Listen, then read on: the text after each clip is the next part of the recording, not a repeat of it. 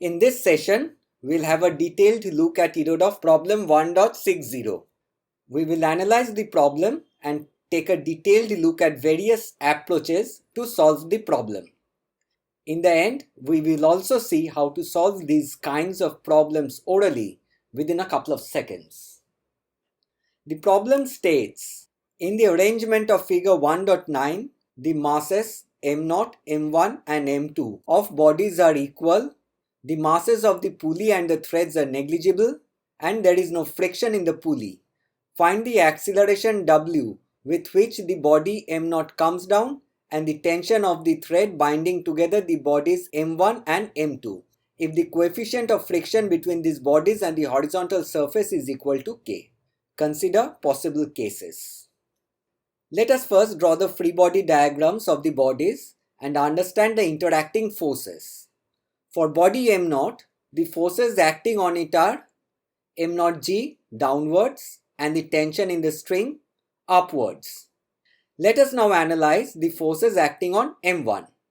The forces acting in the vertical direction are m1g, which is downwards, and the normal reaction n1 upwards. Since there is no vertical acceleration of n1, the net force acting on m1 would be equal to 0 and hence n1 would be equal to m1g. Let us now have a look at the forces acting on m1 in the horizontal direction. Since the mass of the string, the pulleys and friction are negligible, the tension throughout the string connecting m0 and n1 would be the same. Therefore, the force of tension acting on m1 would also be equal to T1. This force would be opposed by the force of friction, the maximum value of which is K m1g. If K m1g is greater than m0g, then the force of friction would be enough to balance the weight m0g and there would be no acceleration of the system. In this case, the tension T1 would be equal to m0g. The force of friction would also be m0g, which is less than the maximum possible value K m1g. Since the force T1 has been balanced by the force of friction, the tension T2 in the string connecting m1 and m2 would be equal to 0. And the forces acting on m2 would only be in the vertical direction and they would be equal to m2g and n2. And n2 would be equal to m2g since m2 does not have any acceleration in the vertical direction and therefore the net force on m2 in the vertical direction would be equal to 0. So n2 would be equal to m2g. For the limiting case, when k is equal to m0 by m1, the force of friction acting on m1 would alone just be sufficient to balance off the weight m0g and T2 would still be equal to 0. Just beyond the limiting case, when k would be less than m0 by m1, the tension T2 would also become non-zero. Therefore, a new force of tension T2 would start to act on m2. As the body m2 would have a tendency to be dragged in the direction of T2, the force of friction would oppose that. The maximum value of the force of friction that can act on m2 is K m2g. Therefore, as long as T2 is less than K m2g, the system would not move. In other words, the total force of friction acting on m1 and m2, that is Km1 plus Km2g, is greater than m0g, the system would not have any acceleration. This is the case when k is greater than m0 by m1 plus m2. And in this case, T1 would be equal to m0g and T2 would be equal to T1 minus Km1g or m0g minus Km1g. The limiting case would be when k is equal to m0 by m1 plus m2, when Km2g plus Km1g would be equal to m0g. If k is less than this value, the system would have an acceleration as the force of friction would not be sufficient to counter m0g. This is the case when k is less than m0 by m1 plus m2. Since the bodies m0, m1 and m2 are connected by a string and we assume that the string is inextensible, if we assume that the acceleration of m0 is a, then the acceleration of m1 would also be equal to a and that of m2 would also be equal to a. Let us write the forces acting on m1 using the free body diagram of m1. The net horizontal force acting on m1 is T1 minus T2 minus km1g, and since m1 has an acceleration of a, we may write T1 minus T2 minus km1g is equal to m1a. We call this equation 1.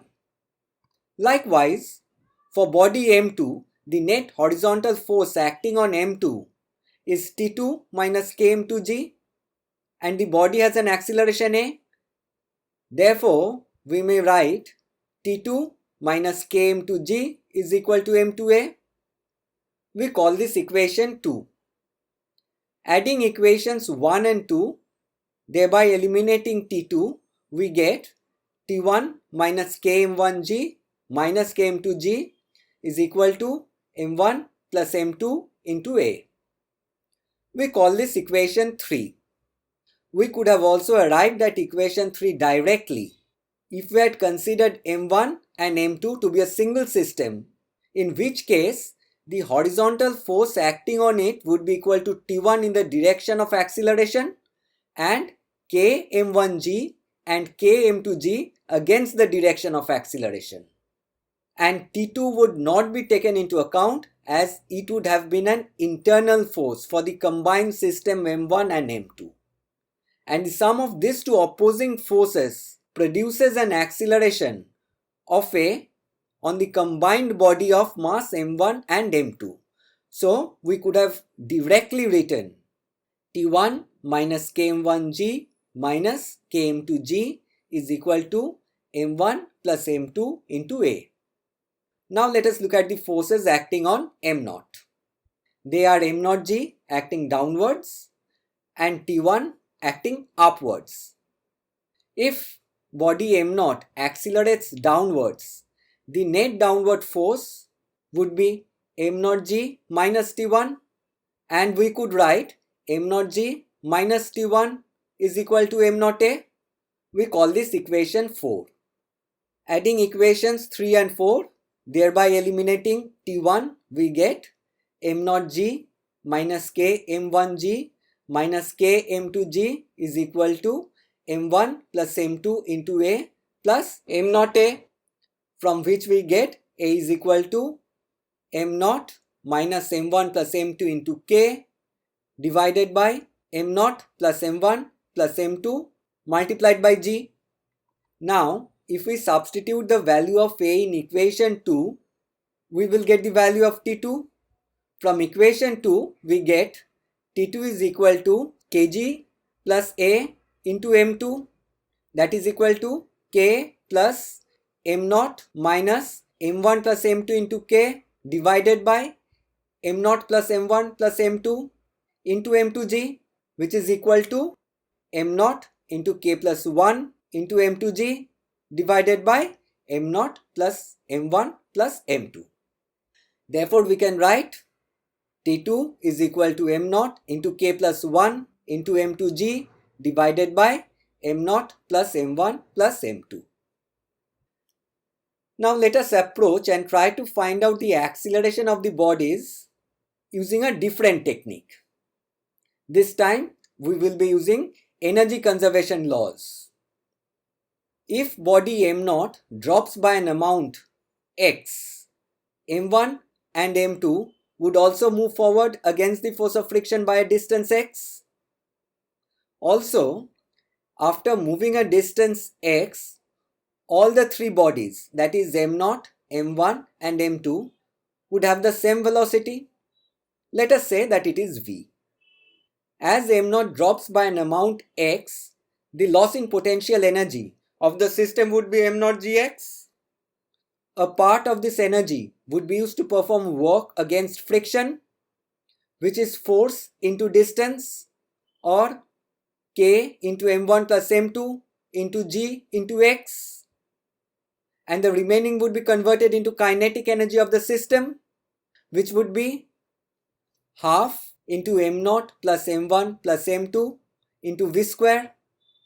Therefore, we can write K into m1 plus m2 into Gx plus half m0 plus m1 plus m2 into v square is equal to m0 Gx. Differentiating both sides with respect to time, we get K into m1 plus m2 into G x dot plus half m0 plus m1 plus m2 into 2v v dot is equal to m0 G x dot. Here we are denoting dx dt by x dot and dv dt by v dot. Since v is equal to dx dt or x dot and a is equal to dv dt or v dot, we can rewrite this equation as K m1 plus m2 into G into v plus m0 plus m1 plus m2 into v into a is equal to m0 gv. Cancelling out v and rearranging the terms, we straight away get acceleration a is equal to m0 minus k into m1 plus m2 into g divided by m0 plus m1 plus m2. Now let us analyze the system with respect to its center of mass and consider m0, m1 and m2 to be a single system. The total mass of the system is therefore m0 plus m1 plus m2. The external forces acting on the system are m0g acting downwards, m1g acting downwards, and an equal and opposite force n1 acting on m1, and a force of friction km1g also acting on body m1, and likewise m2g and an equal and opposite normal reaction n2 and a force of friction which is equal to km2g acting on body m2.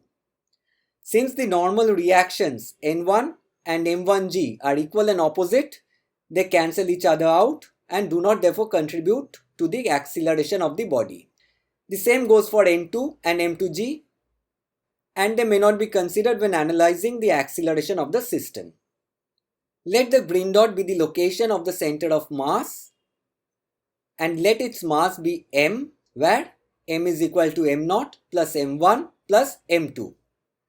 Let the acceleration of the bodies m0, m1 and m2 be equal to a, and let us try to find out the acceleration of the center of mass of the system in terms of m0, m1, m2 and a.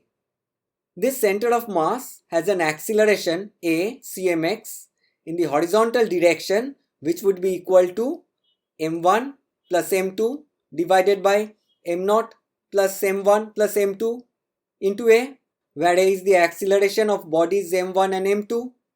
The center of mass also has an acceleration a cmy in the vertical direction given by m0 divided by m0 plus m1 plus m2 into a, which is provided by the acceleration of body m0. The resultant acceleration of the center of mass would be inclined somewhat to the left, to the vertical. From the diagram, we see that the center of mass has a component of acceleration in the horizontal direction, but no component of force in the direction of this acceleration. All the forces under consideration are either in the vertical direction, which does not contribute to the horizontal acceleration of the system, or are in the opposite direction of the acceleration, like the forces of friction. The question is, why is this? The reason is that we have not still taken into account all the external forces acting on the combined system. Apart from the forces mentioned, there is also a normal reaction at the pulley. This normal reaction N has components in both x and y directions, that is Nx and Ny.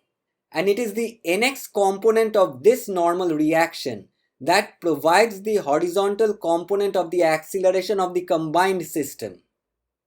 If we take a closer look at the forces acting on the pulley, the strings exert a force of T and T on the pulley, and the pulley exerts an equal and opposite force on the strings, which is part of the combined system. Since the horizontal and vertical components of the force exerted by the strings on the pulley are the same, that is, both are equal to T, the reaction provided by the pulley Nx and Ny are also equal and opposite and are therefore equal to each other. Therefore, we can say that Nx is equal to Ny.